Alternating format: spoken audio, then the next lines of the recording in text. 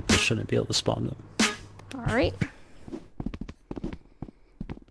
Just checking YouTube now. We are not live. Yes, we are live. We are live? Yes. We are live? Check So, 1, 2. All right. Yes. Yes. Welcome to the Creative Q&A. And go for it, Gribbly.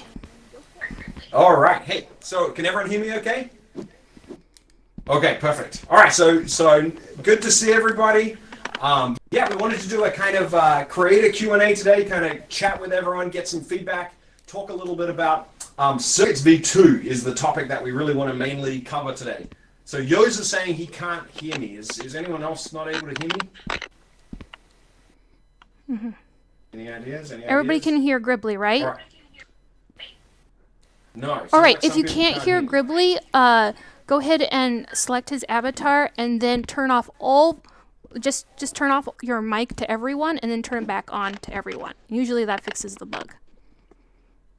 Okay, I'll keep just saying stuff so that we can test it. Testing 1, 2, 3. Can you guys hear him now? All right, that's working for people now?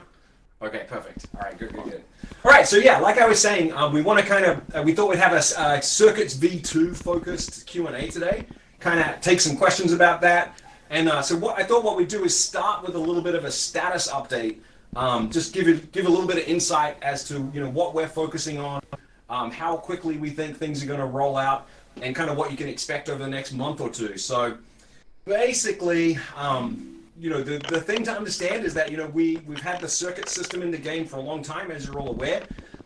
It's had some pretty major limitations that we needed to kind of, in order to kind of get it so that the stuff you can build is way more responsive and way more complicated.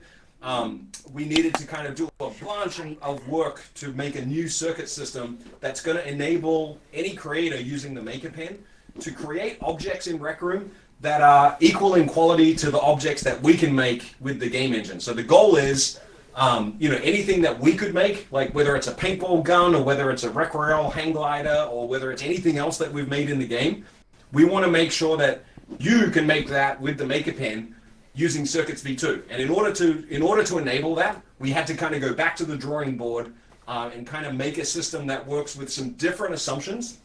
And that is going to give you a lot more power, a lot more flexibility. It also comes with a little more complexity. I think what's the Spider-Man movie? They say with great power comes great responsibility. Circuits V2 is a little bit like that. It's like got a lot more power, but it does mean that you'll have to learn a couple of new concepts. You'll need to be a little bit more aware of how Rec Room networking actually works. For example, like what is the kind of the behind-the-scenes magic that enables all of us to feel like we're in the same room together and communicating. So it's a fairly technical system, but it is going to allow really, really complex creations and a real major level up for the kinds of games and experiences that you can create in Rec Room.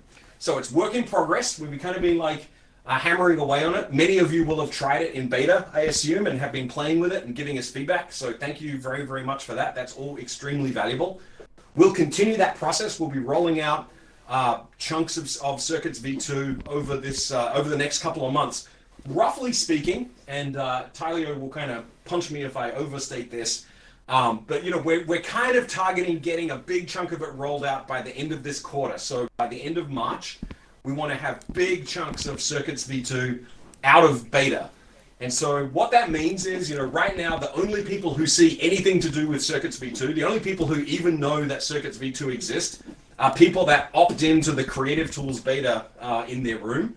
So that means like a lot of people haven't interacted with Circuits V2 at all. It's currently still a fairly small population of creators and players who have interacted with it.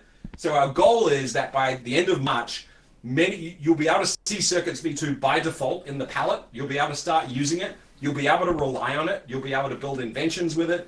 You'll be able to save your rooms and like have high confidence that everything will keep working. And then once we're at that point, as the months continue on, we'll just bring more and more out of it, more and more of it out of beta. And so it's really March will be a really, really big month for Circuits V2, and it's really when it'll make its public debut, and you'll really be able to start building serious stuff with it. Everything up to that is kind of under the sort of beta phase where we really want it. We want people hammering on it. We'd love to get feedback.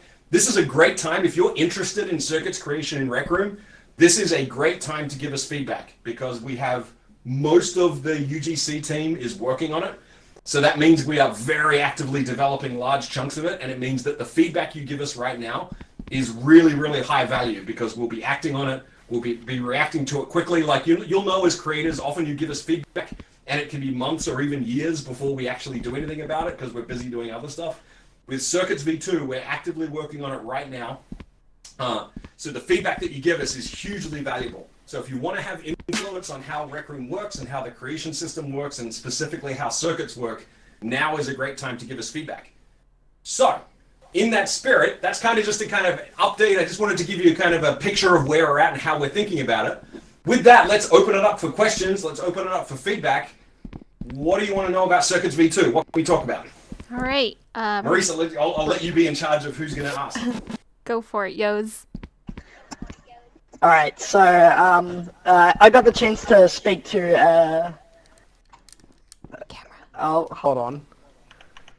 There we go. I got the chance to speak to a few creators before this event, and the main concern along for the majority of them was optimization, because at the moment you can't really do like complex math stuff without having to worry about consuming large amounts of heat. I know you got a chance to have a look at my jetpack. That takes that takes 80% heat to run. So that's I really want to see a way to get that down. Like just totally, yeah. You know. Yeah. Yeah, that's a great question. And that's something we talk about internally all the time. Like, so we are doing a lot of internal building of, various test builds that we're trying to like learn how the system's performing. Heat is something that, we're obviously really, really concerned about. And Circuits V2 will not meet its goal if you can't build complex objects and run them, and if you're just running out of heat all of the time. So we have a lot of optimization ahead of us. We've done a little bit. There's plenty more we can do. So we're nowhere near the theoretical limits of what Circuits V2 can do. So a lot of it is just moment in time. We're still not out of beta. Not everything's optimized. There is a ton we can do to make it work faster.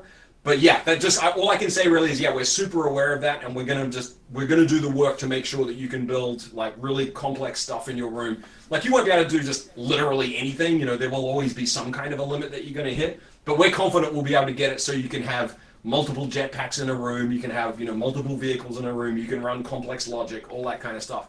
Tyler, is there anything you would want to add to that? I think you summarized it well, Kim. Okay. How about that? All right. So great question. Yeah, we're aware it's like the limit is too low right now. We're really focused more on the capabilities and not worrying too much about optimizing it. But the optimizations will come. And honestly, Yo's like you building stuff like jetpacks, like really ambitious stuff, and pushing on the limits of the system is really, really helpful to us. Like I think it's fair to say, Tyler, that we look at those rooms closely. We kind of look at the circuits. We try and understand what you're doing, and we sort of understand how you're using and abusing the system. So it's super, super valuable to just try and build that stuff and see where we hit the limits. But we'll make sure that the limit is way higher than it is right now. Awesome. All right. Who else got questions? Mortimer. Mortimer. Oh wait, hold on. There you go. Sorry, Mortimer. Hey, there you are. Yeah. So. Playing VR chat, there was, when the Among Us craze was going on, there was this great Among Us map that was created in VR chat. One of the things that was really cool was that when you were the imposter, you had a lot of UI in the level that only you could see. You had text tools that had specific text for you, and if you weren't the imposter, somebody else could see something different there. Yeah. So this is effectively local versus synced gadgets. Right now, we're kind of stuck in this synced gadgets only mentality. I'm hoping maybe that'll change. Maybe great question. Yeah, so that's an excellent question. So we've been actively talking about that, and literally actually before I came to this Q&A today, right before it, I was been visiting some weird archive room Before that, I was at my desk and I was actually working on a document. I'm working on a couple of dev blog posts that we're going to put out relatively soon that talk about the networking model and the execution model, which touches on exactly what you're asking about, like what executes locally, what is synced by default. And so we're really trying to hit a balance of, like, there's a real kind of like sweet spot we need to hit between, what gives you enough flexibility to do the kinds of things you talk about. Like, you want to be, hey, I'm the imposter, only I can see this special information, everyone else can't see it. That's kind of like powerful. On the other hand, we want to make sure that the execution and the networking model is not so complicated that it's too hard to build even simple stuff in the system. So we're really trying to hit that sweet spot of the two. I think we have a good model. So here's what I'll say, Mortimer, is like, I don't know exactly when we'll publish this dev blog post. It could be within the next couple of weeks. What I'll probably do actually is put out early iterations of it on the Discord. I'll just dump it in the Gadgets V2 channel and get feedback from anyone who wants to give me feedback on it. And I'd love to kind of have a conversation about, like, all right, here's the proposed execution model. Here's what you can sync. Here's what's not synced by default. Here's how we want to think about it. Here's the kind of language we want to use to talk about it. And you can tell me if that's going to be sufficient for what you want to do. I will say that specifically for that use case of, like, hey, I want to build something like Among Us where you've got like special imposter UI, we're definitely going to make sure that's possible for sure. Okay, Does that make cool. sense? And thanks. I definitely have a lot of feedback for when you do publish that doc. So. Yeah. It's honestly, it's one of the most, from my perspective at least, kind of with my designer hat on, one of the most challenging aspects of getting the system rolled out in the right way is like just like figuring out the exact right kind of place to draw the boundaries of like what you can sync and not sync, because it can get really complicated to think about, and we don't want to like just confuse everyone endlessly. But we want to do we do want to put a lot of power in people's hands so that you can create experiences like Among Us and plenty of other stuff besides.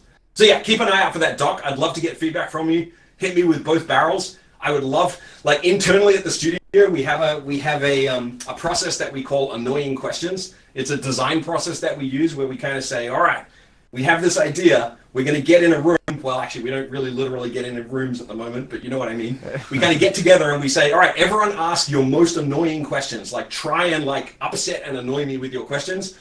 And so I would love to do that with this group. I'll put out this doc. I invite your most annoying, your most challenging questions. I want you to hammer on this model, try and break it, and together we'll kind of iterate on it, and we'll be like, once we can answer all of the really difficult questions you have, then we'll know that we have the right model. So yeah, I'll do the next tick of this clock. We'll be in the Discord, and we'll have like a really big kind of debate and discussion over that stuff. Sound good? Sounds good. Great. Yep. All We're right, going to perfect. Diane, and then we're going to go to Panite after. Oh, wait. All right. Go for it. Okay. So right now, you know how Circuits V1 was kind of easy to learn, and then now we just got more people are getting into Circuits V2, and they're enabling it, and they're like, "Oh my God, what is this?" Are you gonna make that totally. easier to learn? Yes, that's a great question. So yeah, so like, what you're touching on there is like, like I said before, with, kind of with great power comes great responsibility. Circuits V2 is much more powerful, but that does mean that it's more complicated. It's a little trickier to learn. So let me talk a little bit about what we're going to do to try and make it easier for people. So definitely right now during the beta, fully aware that it's kind of pretty complicated. You come in and you're like, whoa, I'm not even sure what's happening. Like, the palette is awful in Circuits V2 right now. Like, trying to find anything in the palette is a complete disaster. We know that. So here's what we're going to do. So number one, the most important thing we're going to do is try and get the mental model right. So that's exactly what I was just talking about with Mortimer, is like, let's make sure that we have easy ways to talk about the way the syncing works and the way the networking works. That's step one. Step two is we're going to make a lot more tutorial and learning resources available as the system stabilizes. Like right now, if we made a bunch of tutorial videos and we typed up a bunch of documents, they would all go really stale in the next month or two as we make a bunch of changes. So we're going to do that once the system is more stable. We're also looking actively, Bryhor has actually been poking away at this. We're looking at ways of bringing in documentation into the game. So you'll actually be able to read a lot more about the chips and things like in the context when you're actually in your headset or you're on your device. You can like look in the palette and go, all right, this chip does that, and here's what you need to know about it, and here's how to use it. That's the second thing. The third thing is what we want to do is, this has always been the idea, but we haven't really like fully got there yet, is we want to use two things, circuits and inventions, to pre-package a lot of commonly used things. So for things that like, you know, can be tricky to like get the syncing exactly right, but you really want to use them all the time, we plan to put pre-built circuit boards and pre-built inventions so that people can just start there and be like, all right, rather than build it from scratch, let me just grab the invention, wire it together at that level, and it'll work. And that's a much easier introduction to circuits. And we hope that we can actually get the approach to Circuits V2 to be even easier than Circuits V1 if we do a good job of that. But you're right, right now it's super, super hard. And you know, it really takes a lot of dedication and effort to figure out what the hell's going on with Circuits V2. And trust me, I get super, super impressed by what people manage to build given how hard we make it for you. But yeah, it's definitely a priority to make that easier as we come out of beta. Because yeah, I should say actually, just to back up for a second, our goal is that, you know, at the end of the day, the goal is that there's only one circuit system in Rec Room. We don't want to be in a world where there's like, if you're a new let's say you're a new creator coming in to Rec Room in like August of this year. Like, we don't want you to be like, should I use Circuits V1 or should I use Circuits V2? That's not what we want. We want there to be a circuit system, and you'll just be like, oh, I'll just use the circuit system, which you know, since you're here now, you'll know that Circuits V2. So we need to make sure that Circuits V2 is as easy or easier to learn than CV1. Now that's just in case anyone's worried about it, we're not actually going to remove the Circuits V1 system. We'll never actually fully get rid of it because we have millions of rooms that use it. So it'll always be there, just ready to support the old rooms. You'll even be able to go dig it and find it and like use it if you really want. But the default front and center obvious system, the circuit system, will be CV2. Great question. Thank you, Jim. All right. Pan Knight? Hi, can you guys hear me okay? Yep. Yeah. Okay. So, pretty big feature request. I don't know if this falls under CV2 or not. But a lot of platforms play Rec Room. Yeah. So we have consoles, we have iPhone, and we have VR. And the echo is really bad. Yeah, sorry, your audio is kind of crazy. It's all right. We have some feedback We'll there. power through. Yeah, I'm gonna mute my gamer. All right. Okay, so yeah, lots of platforms play Rec Room, and there's not really any sort of CV2 thing or otherwise that we can do to support like cross-platform. So, like for example, you know, iPhone players can't do the same things as VR players, and we were wondering if CV2 was like if there were any mechanics in CV2 that were like designed to help us bridge our own experiences. Like for you guys, like you guys can design the screen mode equivalent of a whip, for example. Like you hold down the mouse button and the whip does this. And for us, we don't really have anything like that. I got you. 100%. I know what you're saying. So yeah, let's talk about that a little bit. So the way we think about it is, so to answer your question directly, we are not currently planning to like expose a chip that lets you say things like, is this player on an iPhone? Is this player on a VR headset? That's kind of not how we think about Rec Room. We think of Rec Room as like radically cross-platform. Our goal is, we call it closing the player gap. Our goal is that the screen mode avatars should be able to achieve almost all of the same things that a VR mode avatar can do. Now, obviously, that's never going to be completely true because the capabilities of a VR with, you know, I'm on VR right now, I've got tracked hands, I can make all of these kind of gestures. You'll never be able to fully do that on a screen platform, but we want to get really, really close. So we've been trying to close the play gap. So if you're playing on screen mode right now, and if you've been playing for like the last few months, you've noticed that we've done a lot with reaching and waving and giving you a lot more high fidelity control over your hands. That's the path we're going to keep going down, is closing the play gap between screen mode avatars and VR mode avatars. Now, in CV2 terms, so another thing you might have heard us talk about, and we won't go too deep into this today, this can be another Q&A soon. We're in parallel, we're working on something we call object model, which is like just basically upgrading the way you can package things built out of shapes, props, circuits, gadgets as Rec Room objects. And one thing that's going to let us do is do things like give you cross-platform compatible. Like I'll give you a really simple example. Something we've been talking about doing relatively soon is what we call just a interactive handle. So you think of it like a paintball gun that doesn't actually fire anything, but all it does is it fires a circuit signal. And so you can like then attach other stuff to it and kind of build a custom like flashlight or something out of it. And on screen mode, it'll use the paintball gun animation set. So screen mode avatars will be able to aim it and fire it. It'll actually read the trigger on your controller, stuff like that.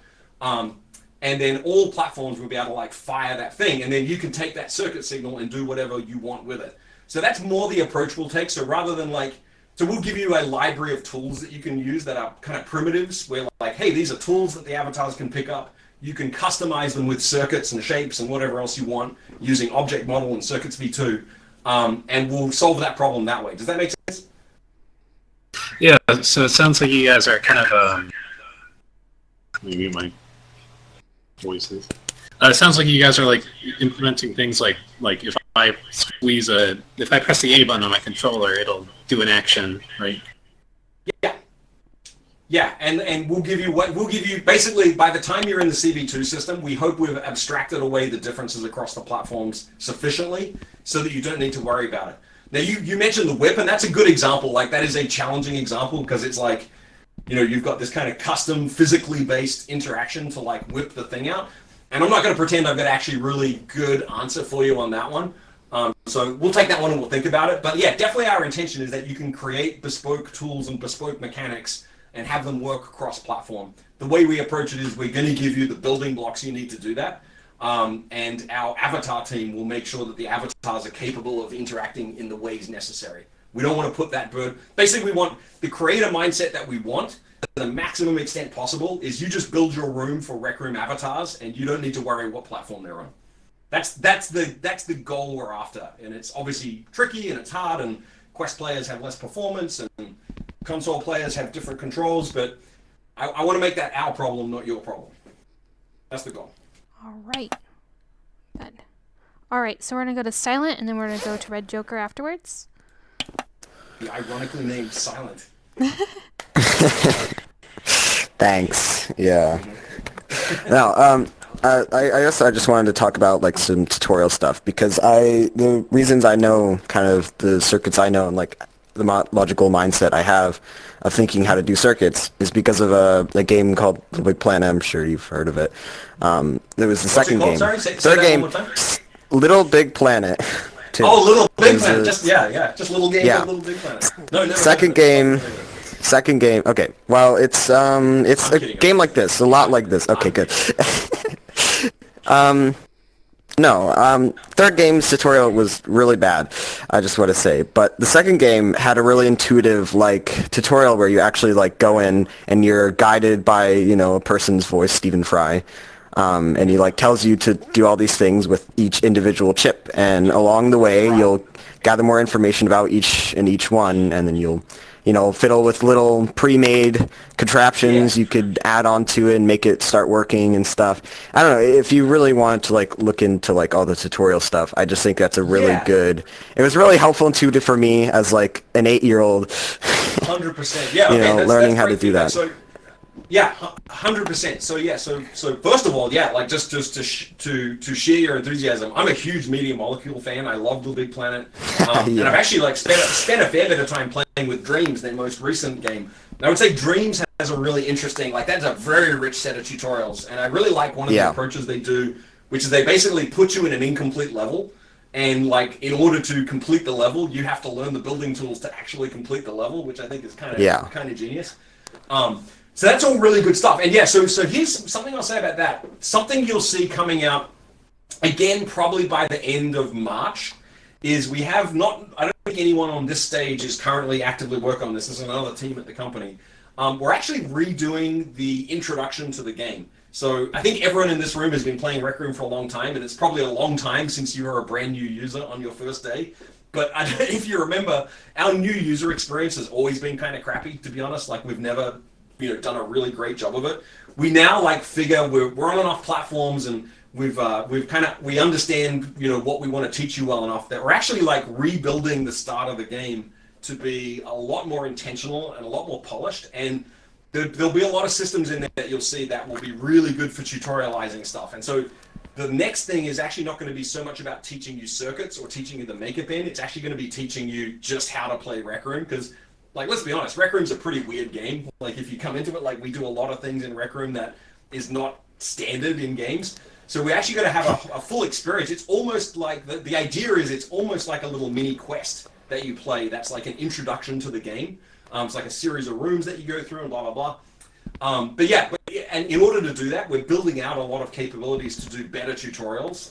And so I'm confident that once we've done that, we can probably reuse a bunch of stuff to have like, well, here's a introduction to the Maker Pen mini quest that you can do. That's something along those lines. So, yeah, I agree. Yeah. A lot of it comes down to, you know, the way we work is highly iterative. Like we ship things in a really early rough state. I don't know if you've ever noticed this.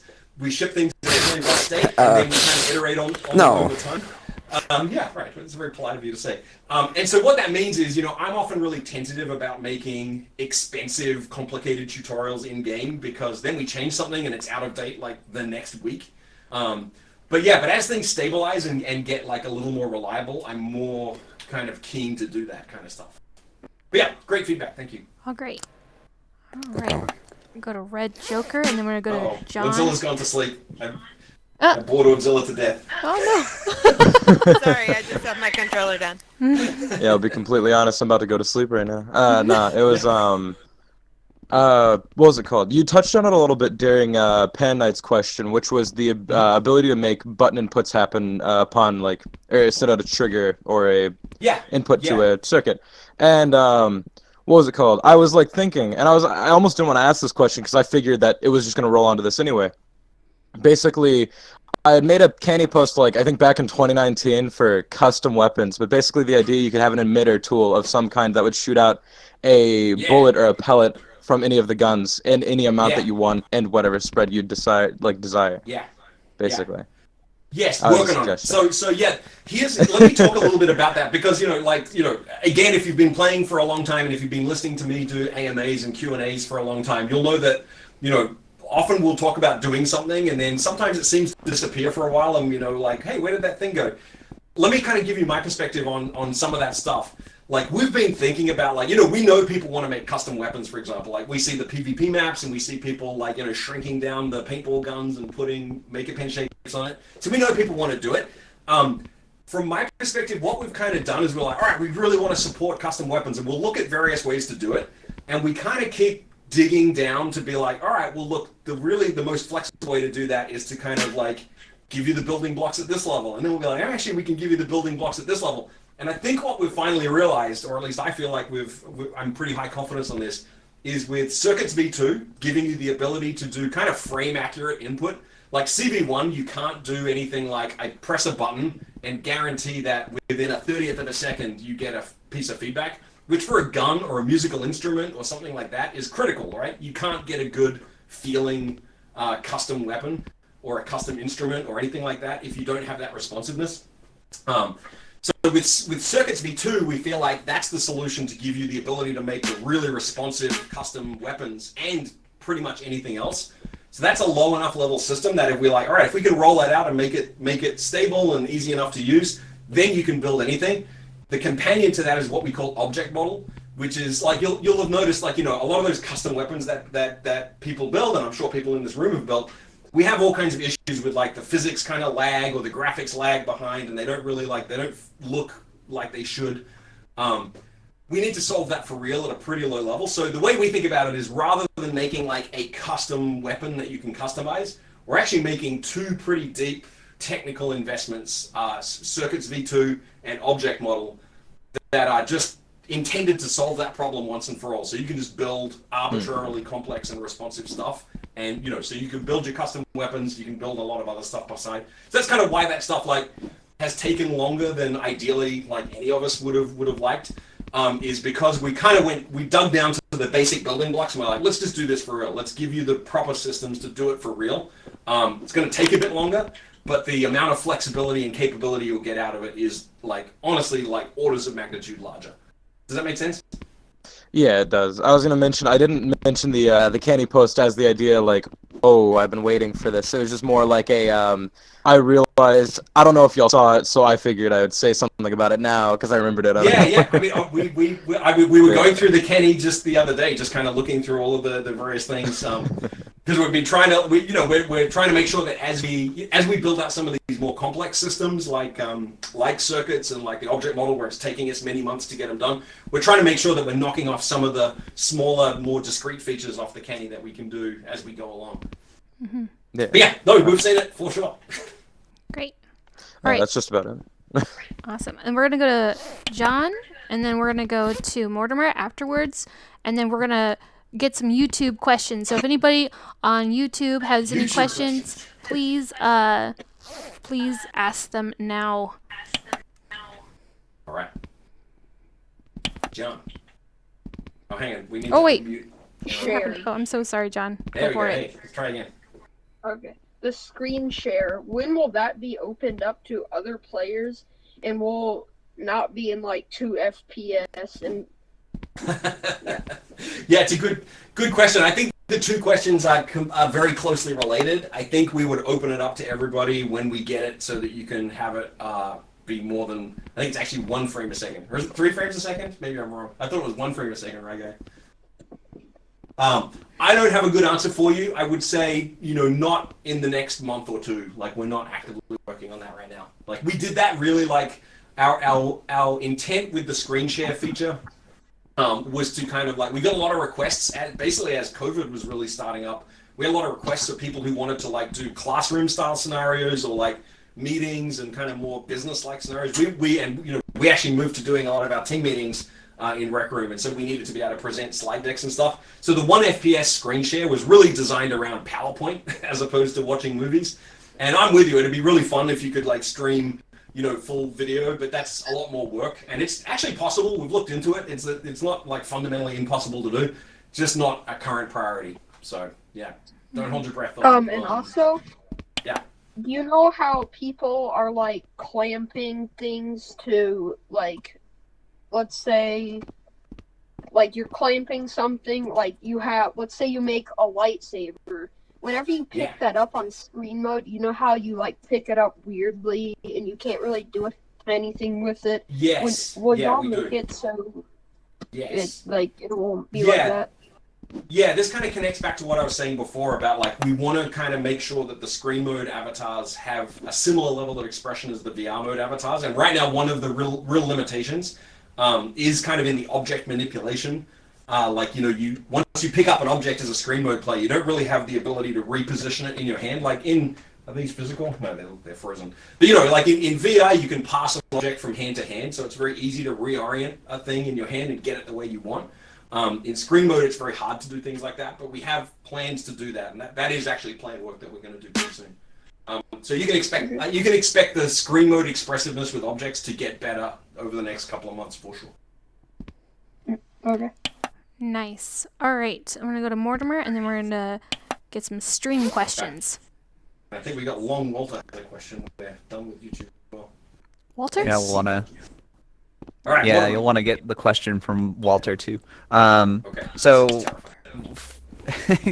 for as a creator, when I'm making, we'll go back to like a class mechanic, for instance. When you're playing as that class, I want all of those abilities to feel really responsive for you.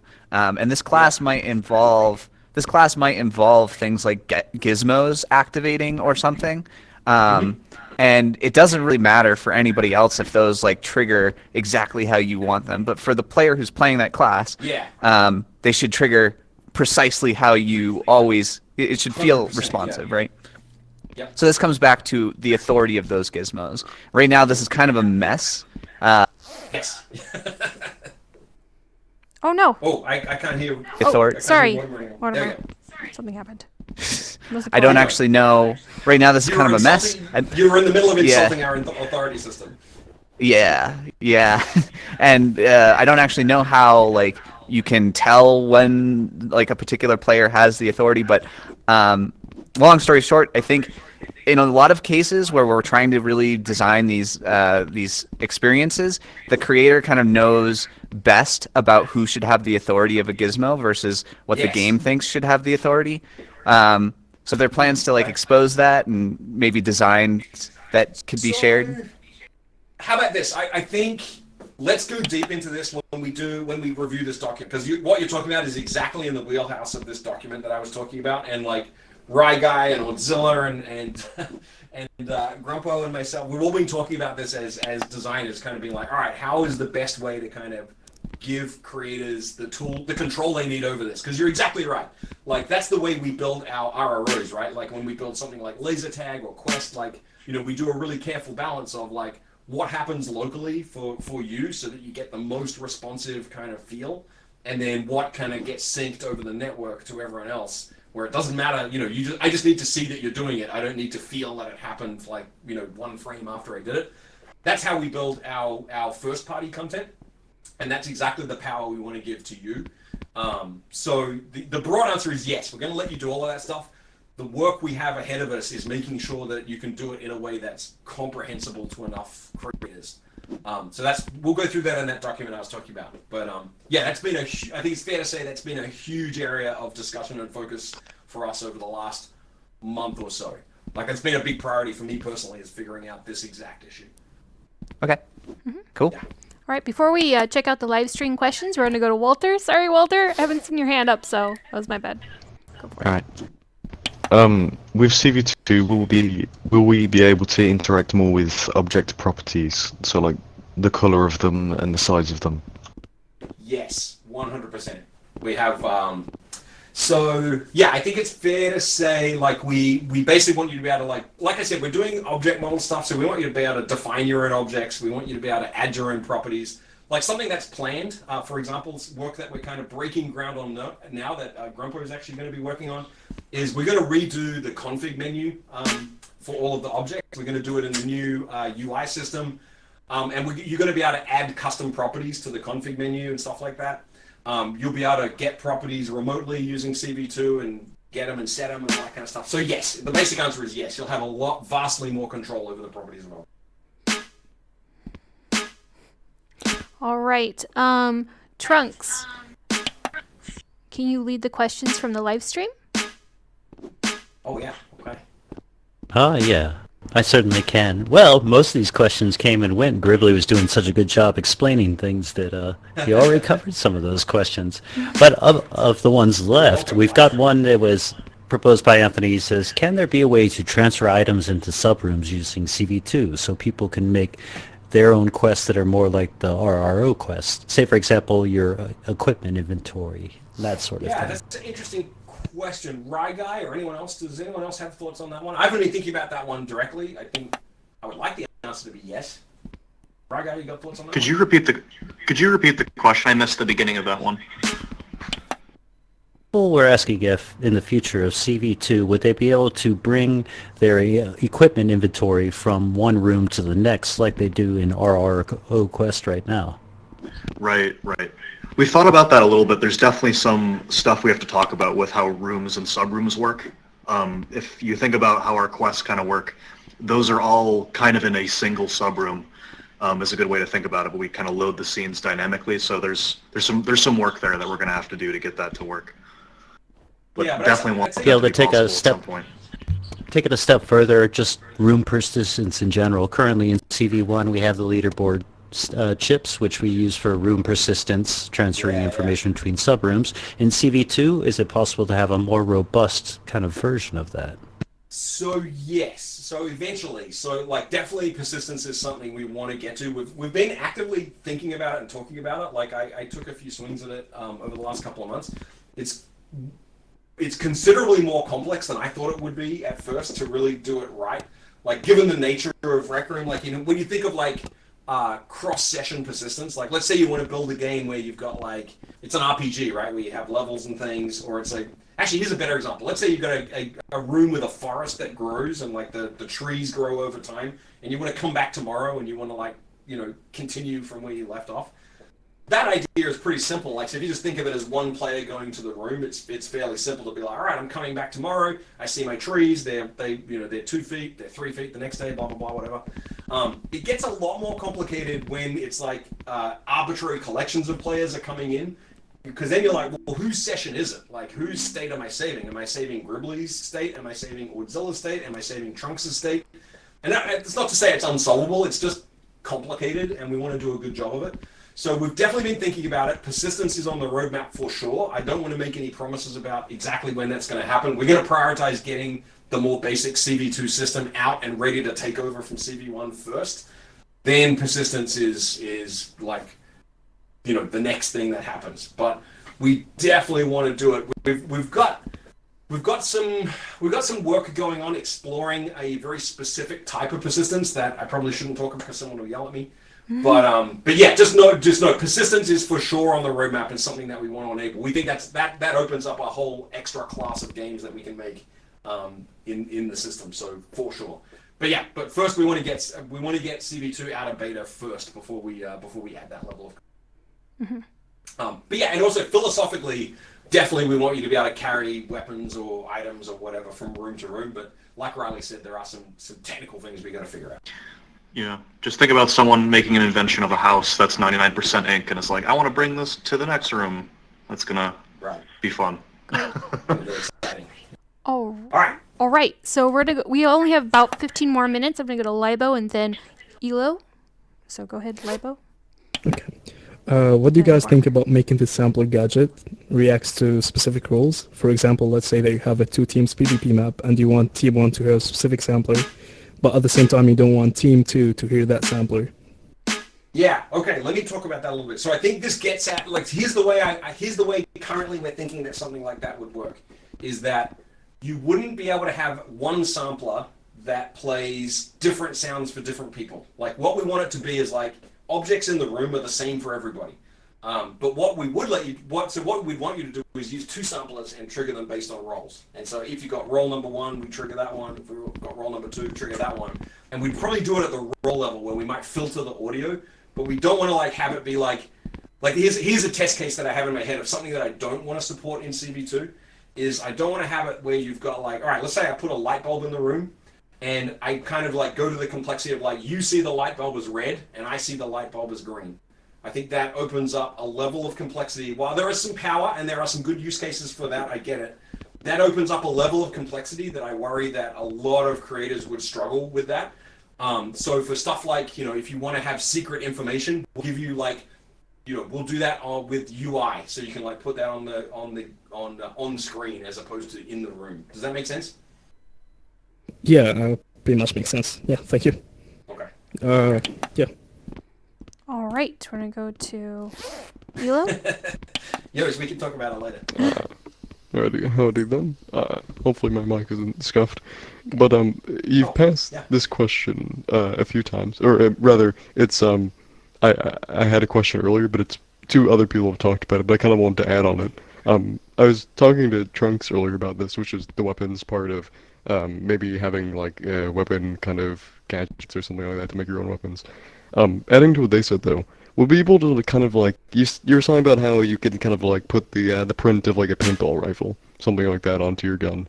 We'll be able to like change out like where the reload is, where the bullets come out, or like if we could have like custom reloads, like it triggers like an animation gizmo that kind of like has your own custom reload, like kind of stuff like that. We've talked about it. I'd be lying if I said I understood exactly how that was going to work, but yes, we want to support that. Like, one of the trickiest aspects is how do you do the screen mode animations for it? And there's some fun ideas you can think of, is you could have like basically like the ability to grab an animation off a holotar and like use it as a screen mode animation is an interesting thing. So you can like have a VR player like do the reload animation and then apply that to the screen mode players. But so we want to support that, but there's a lot of details we got to figure out about like what's the right way to do that. Step 1 is Circuits V2 an object model is going to give you a ton of flexibility. And I think we'll quickly learn of like, you'll be able to do a lot of that with those 2 systems. And then if there's like, hey, we can't get the reloaders to work the way we want or whatever, then we can talk about, all right, well, what do we need to give you extra? Does that make sense? Yeah. Kinda. Yeah, it's just, I don't know, there's a few things. Just this quick thing, like, being able, like, you have your gun, right? And then you could, like, like a gun model I made a while ago. You could there's like a reload kind of system on the side that you can't use, but like being able to kind of reload it on the side, pulling it out, or like having your own like grip locations, like kind of stuff like that. You think? Yeah. Yeah, no, things we'd love to support, but yeah, I don't know exactly how we would support that, but boy, we want to. Yeah, that's really it. Yeah. Okay, thanks. Great. We're actually gonna go to the awesome, and then we're gonna come back to Panite, and then Mortimer, and then Yo's. So go for it. Yeah, Yo's wants to complain at me about something I just said. All right, awesome. What you got? Oh, we can't hear you if you're talking. Oh, I can't. Yeah, we. Kind of low. Let me try this again. Nice. Oh. Okay. Try again. Nope, we can't hear you. Sorry, awesome. We can't hear you. No. Okay, what was your question? What was your question? My question. Oh, okay. So my question is, are you guys planning on putting any kind of texture flexibility, like making the texture more shiny or like transparent by using the same textures that we already have? So he's asking what. Sorry, I'm getting some feedback. He's asking, are we going to be able to change the shininess on materials, change their opacity on materials, and be able to apply any other material settings to materials? That sounds like a good question for Ordzilla. I'll just come over here. I will do my best to answer that. So the short answer is probably not opacity. There are some fundamental technical reasons for this that I tried to explain in the blog post that went up today about glass. It essentially has to do with sort order. The closer the center of something is to you, it wants to render on top, which we can fake with opaque objects, but we cannot fake with transparent objects. So we were getting into situations where like this entire room is merged into one object, but this table is another object. So technically the room is closer to me than the table, and the table like flickers out. So there's some rendering problems that we're still investigating ways to solve that, but we don't have anything yet that works for every platform, which is the main reason that glass is a prop and not a material. It's a problem that will extend to other materials. So controlling the color and the material, like which material is on something, is part of object model and something we're going to let you get out with Circuits V2. Controlling the shininess of materials is not off the table, but we haven't really investigated it yet. Controlling the opacity is probably not something we can do. Did I hit all of the parts of that? Awesome. Did something we'd be talking about. Did that answer your question? How we can. Oh yeah. I'm getting the feedback from the phone, so I can't hear him. I can't hear from here. If you can answer on the question, can you sort order with opacity? Yeah, let's talk a little bit more later. Transparency is kind of one of the holy grails of graphics programming, so it's a hard problem that a lot of people run into. Yeah. Really wants some shiny materials. All right. Okay, back to Pan Knight and then Mortimer. Go for Pan Knight. Let me just mute. So, all right, this is a two-parter if you allow it, because I have a question from someone else who's asking me to ask it. Go for it. The question from someone else is, will we ever get a sampler that can, or even sound effects or anything, like maybe we have a trigger zone that only plays music or sound effects to someone who's in that trigger zone? Basically like a sampler that only plays for one player ID or role or something like that. Okay, I mean, sure. This has come up a couple of times. Like this hasn't been like super on my radar, but since everyone seems to be asking for it, we'll talk about how best to support that. Yeah, I mean, I think it's probably like a role filter for like what can you hear. You know, that's not a million miles away from like what we have on the watch for whose voice chat can you hear. Like we allow you to filter like I only want to hear my friends, right? Versus every rando. So I think we could do something like that for samplers. Like you just have a filter for like only audible by these roles. I think would be fun. Yeah, we have that for moods. Like moods works. Like we have moods where you can put roles in there and have it look a bit differently for if you have the role. So we could try something similar to that if that's what people like. Yeah. Brightwall, did you say you were taking notes? Can you make sure we grab that one and we can probably put that on. Perfect. Great. Yeah, great suggestion. All right. Great. Second part. What was your? Oh, sorry. He had two parts. Sorry. Just real quick. This is my question. I'm sorry. I don't want to take a ton of time. No, but I've kind of noticed. I've kind of noticed the moderation issues in our customer, or just in Rec Room in general. So there's stuff we can do in our custom rooms that will help.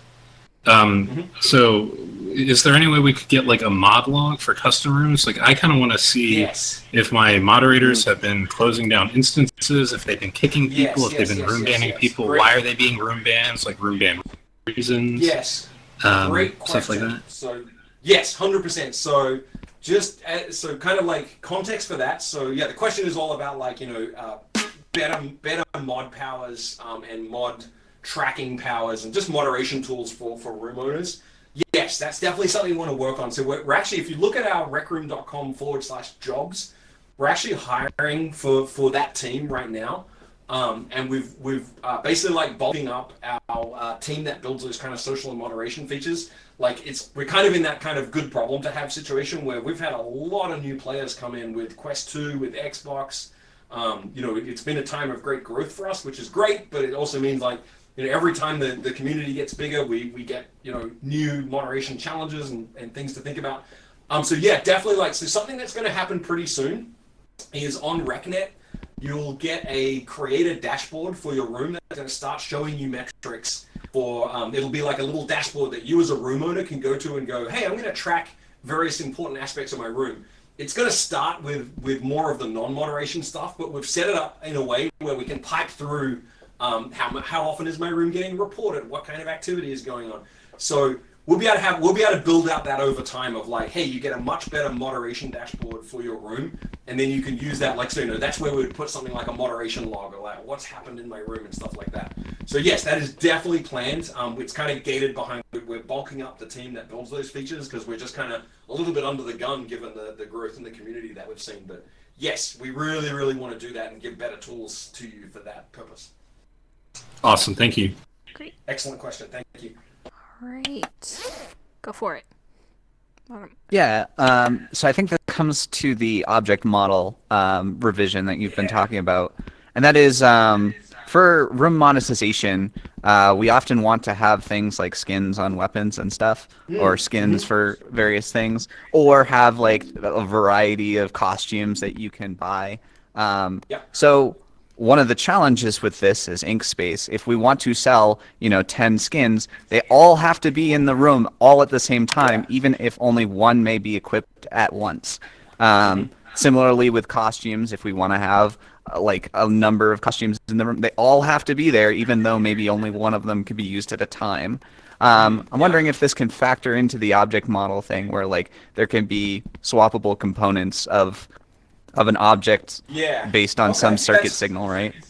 Yeah, that's interesting. So yeah, I don't have a great answer for you in real time, but that's something we can take and think about. Like, it's definitely something we've been thinking about for the Rec Room app all up, is that the Rec Room app is still fairly monolithic. Like, you will have noticed that, when you download it from whatever device you're on, it's like, 400,000 gigabytes of data.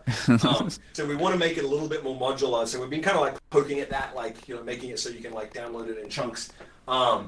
I would be getting way out over my skis if I was going to promise you like, hey, we're going to let you do something like, hot swap stuff. But yeah, let us take that suggestion and kind of talk about it. And I totally get the use case and totally get what you want to do. It's kind of like a bit more of a dynamic ink costing based on what you're actually using as opposed to what you might use, right? Yeah. So yeah, just Yeah, I don't have a great answer for that one, but yeah, we'll take that as a great question. So we'll take that one and discuss it and just make sure we're factoring in that use case as we develop this. Right. I guess one suggestion is it doesn't, like, I framed it, I think the ideal case would be if it was part of the object model thing, but we could probably make something work with like a spawner gadget that can spawn inventions, but I think this probably gets back to, the ink problems that Rai Guy was bringing up earlier Yeah. about like, you know, if I and want to also spawn in. in my head, it kind of connects to persistence as well. Like, you know, the idea of having skins is kind of like connected to the idea of like, you know, I think it would be really cool if, as a creator, you could create a custom leveling system in your room, right? So you could be like, I'm a level 12 in Mortimer's room, and like you can unlock things for me based on my level and stuff like that. But that requires a persistence system built into CV2 that you can use. So I think, yeah, as we kind of like I said, we kind of focus more on the fundamentals of CV2, just get the system out of beta, get it stable and reliable. Then persistence will follow hot on the heels of that, and so we'll dig into all of that when we get there. Cool. Excellent question. Great. Thank you, Mortal. All right, then we're gonna go to Yo's, and then we're gonna answer some questions from the stream. So if you guys have any questions on the stream, please ask them now. For it. Okay. So you have me very concerned, Gribbly. Saying the light the light thing. What sort, like, how wide will that like be applied? Like, will we be able to have maybe two, like, let's say we've got like a text object and we want to display different text for different players.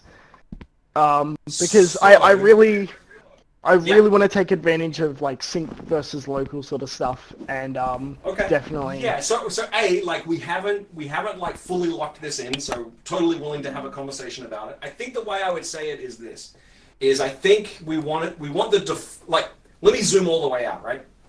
I think you know, one of the fundamental things that Rec Room does is it simulates putting a bunch of people in a room together, even though they are distributed out across the planet, right? Like I literally have no idea where you are, Yos.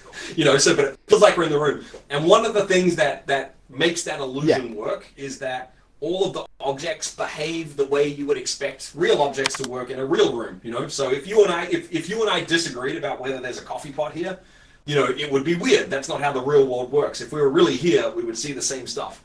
So I kind of want that to be the starting assumption, right? Now, that said, I'm comfortable with having some exceptions to that rule. We already have some. Like, I'll give you two examples, right? Scoreboards and holotars. They use some local state. Like a holotar, the projector it behaves like a coffee pot, right? Like everyone sees the projector in the same place at the same time, but the actual holotar popping up and talking to you is local. Like, it might be popped up and talking to you, but because I'm not close enough, I don't see it yet. So we do make some exceptions to like show local only information, and so we are comfortable breaking that rule occasionally and where it makes sense. But I kind of believe that just to keep the basic system comprehensible to most people, we have to kind of keep the promise of the fundamental simulation of Rec Room being it's real objects in a real room with real other people, and we'll do our absolute best to maintain that illusion. And if we start violating it too often, I think it'll get really, really confusing for everybody to know what the heck is going on. Does that make sense? Yeah, and that kind of answers my question. And the other thing that I wanted to say, I've been thinking about this for a while. Go-karts when? Oh, sorry, I only just caught what you said. So yeah, I mean, I kind of like, I've done a thing where like, a year or two ago, probably 18 months ago or more, I made a joke answer, which was like, we're not gonna do go-karts, we're gonna make you build go-karts. That's kind of what's happening. Like, you know, I know I was talking about, like, you know, we did some prototyping of vehicles last year. We put that in a video, and like, that stuff is in the works. But like I said, like, we keep kind of digging to be like, all right, what's the fundamental systems we got to get right? And it's circuits and it's object model. So yeah, if the question is when can you expect to see vehicles, tentatively, I will say first half of this year.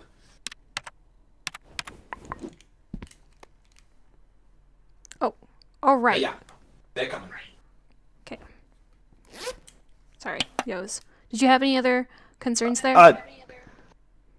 Yeah, not really. One last thing, Yos, that I wanted to say, like, on that kind of like object local versus sync stuff, the way I'd really like to have that conversation is I'd love to work through specific examples that you have of, like, you know, rather than just in the abstract, I want to be able to do this. Like, tell me, like, I want to make this kind of game and I want to create this kind of effect, and let's have that conversation. So we can do that on the Discord, maybe.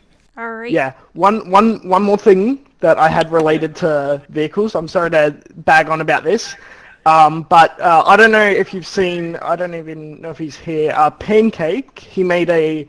I think it's still in the works. He's making a CV2 jet, and I've seen the behind the scenes of it, and it is very, very complicated.